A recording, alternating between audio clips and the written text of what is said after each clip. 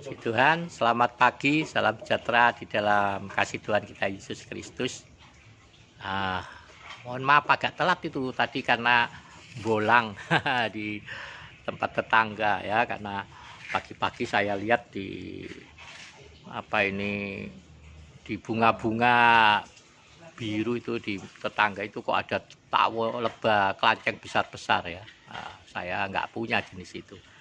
Jadi saya penasaran nyari keliling-keliling, malah nemu 2 sarang kelanceng dari jenis kelanceng emas, dan satu jenis itu mungkin Levi atau Itama Bakery ya, saya kurang ngerti, tapi bukan Itama kayaknya karena lebih kecil dari Itama tapi lebih besar sedikit dari Levi ya. Jadi nanti aja itu saya tanya temen. Yuk kita kembali ke Alkitab kita ya. Mari saya ingin kita membaca di dalam Yohanes pasal 7. Yohanes pasal 7 ayat yang ke-37 dan ayat 38 ya. Dan pada hari terakhir, yaitu pada puncak perayaan itu, Yesus berdiri dan berseru, "Barang siapa haus, baiklah ia datang kepadaku dan minum. Barang siapa percaya kepadaku, seperti yang dikatakan oleh kitab suci, dari dalam hatinya akan mengalir aliran-aliran air hidup." Yang dimaksudkannya ialah roh yang akan diterima oleh mereka yang percaya kepadanya, sebab roh itu belum datang karena Yesus belum dimuliakan. Puji Tuhan. Kita mengenal, kita tahu siapa roh yang dimaksudkan oleh Yesus, yaitu Roh Kudus yang dicurahkan pada waktu hari raya Pentakosta ya, hari raya Pentakosta. Nah, roh itu sudah dicurahkan ke atas semua orang percaya, kepada murid-murid saat itu, dan Petrus katakan di dalam Kisah Rasul 2 ayat 38-39 bahwa itu kepada angkatan yang kemudian ya, sampai zaman kita, sampai Tuhan Yesus datang. Jadi Roh Kudus itu sudah dicurahkan. Tetapi dicurahkan ya, artinya Roh Kudus ada di dalam dunia ini, dan Roh Kudus ada di dalam diri setiap orang percaya yang mengakui Yesus Kristus adalah Tuhan. Nah, lalu saya katakan bahwa ciri orang yang dipenuhi Roh Kudus atau ada memiliki roh di dalam dirinya itu hatinya, pikirannya, hidupnya akan cenderung membawanya kepada kebenaran. Karena Roh Kudus itu bertugas untuk memimpin kita masuk ke dalam seluruh kebenaran. Nah, Roh Kudus yang diberikan itu diam di dalam hati kita, memimpin hati kita, memimpin hidup kita, memimpin pikiran kita, mengubahkan kita dari hari ke sehari, memperbaharui pola pikir kita, memperbaharui gaya hidup kita, dan terutama memperbaharui karakter kehidupan kita.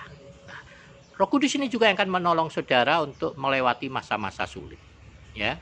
Roh Kudus yang akan memampukan kita, menghibur kita ketika kita ada dalam kedukaan, ketika kita rasa mau menyerah, ketika kita mau ketika kita mulai rasa putus asa karena tekanan-tekanan. Dan Roh Kudus ini juga yang memberikan kepada kita pertolongan ya, pertolongan, memampukan saudara untuk terus berani berbuat baik, berani memberikan pengampunan, berani untuk mengasihi orang-orang yang tidak pantas untuk dikasihi. Nah, ini juga Roh Kudus. Tapi itu kembali kepada kita.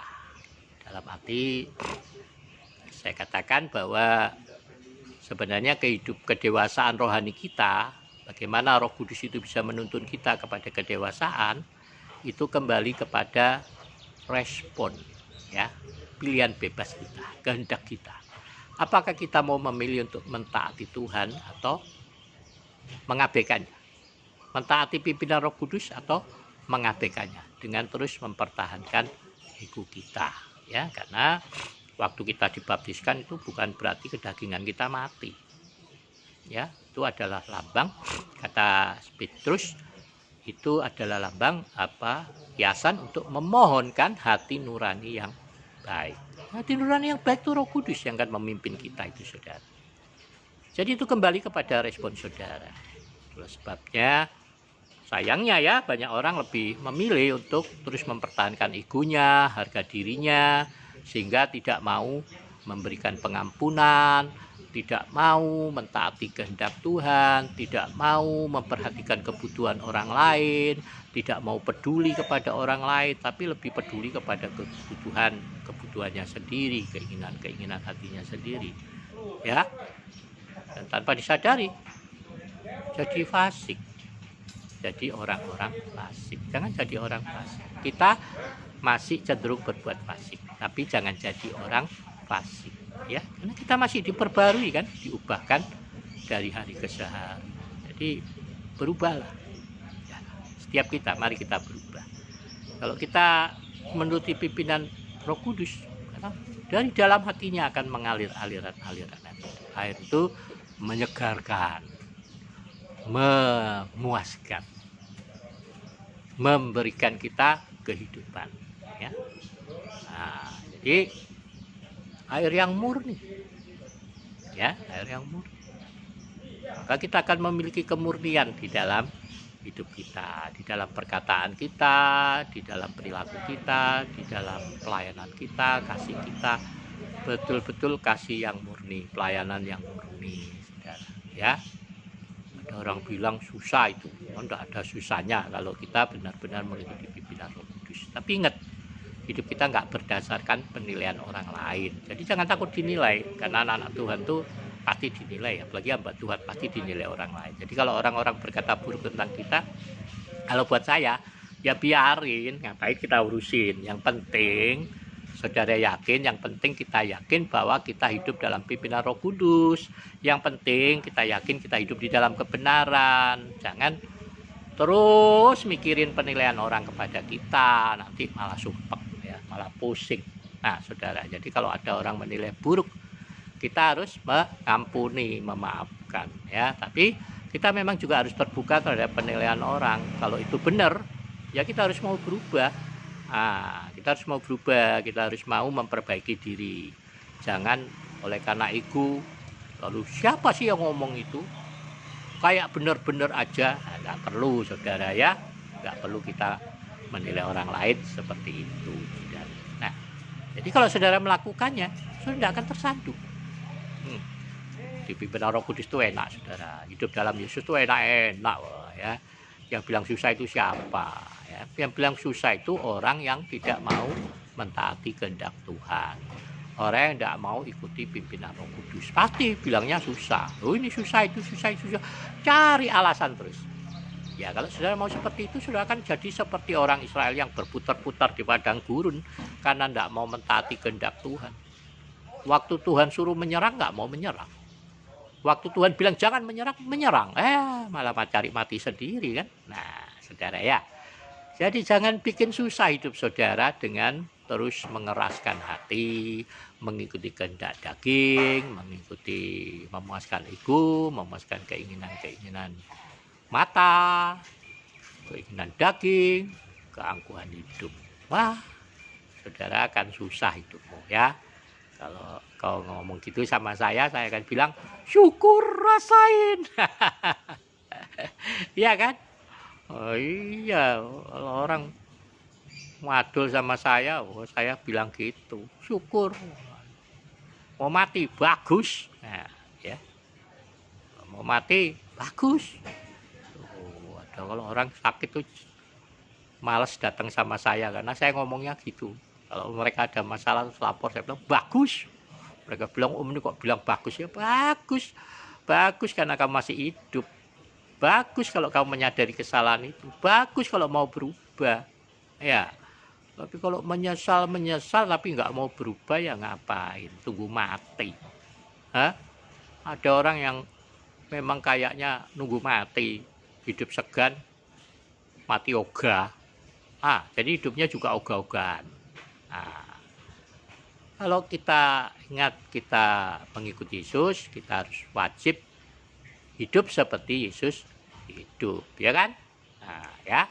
Jadi kalau sebagaimana Yesus hidup, dia mengikuti pimpinan Roh Kudus, dia menyadari pengurapan Roh Kudus ada di dalam dirinya, maka dia bertindak berdasarkan pengurapan yang ada padanya. Mari kita bertindak menurut pengurapan yang ada pada kita. Yang bekal enggak? Bekal roti hidup, firman Tuhan, yang mari kita baca setiap hari ya. Baca, dengar, renungkan, dan lakukan di dalam pimpinan penyertaan Roh Kudus. Maka percayalah, hidupmu akan enak-enak aja ya. Bukan berarti selalu punya duit, enggak. Bukan selalu berarti kaya raya, hartanya berkatnya melimpah, enggak. Kalau berkat melimpah, iya kaya raya, enggak. Tapi ada damai sejahtera, sukacita, kekuatan, kesehatan, tubuh jiwa roh. Firman Tuhan terpelihara sempurna, tidak bercacat celah menjelang Tuhan datang. Mau hidup enak? Ikuti pimpinan Roh Kudus. Mau hidup senang, damai sejahtera, sukacita?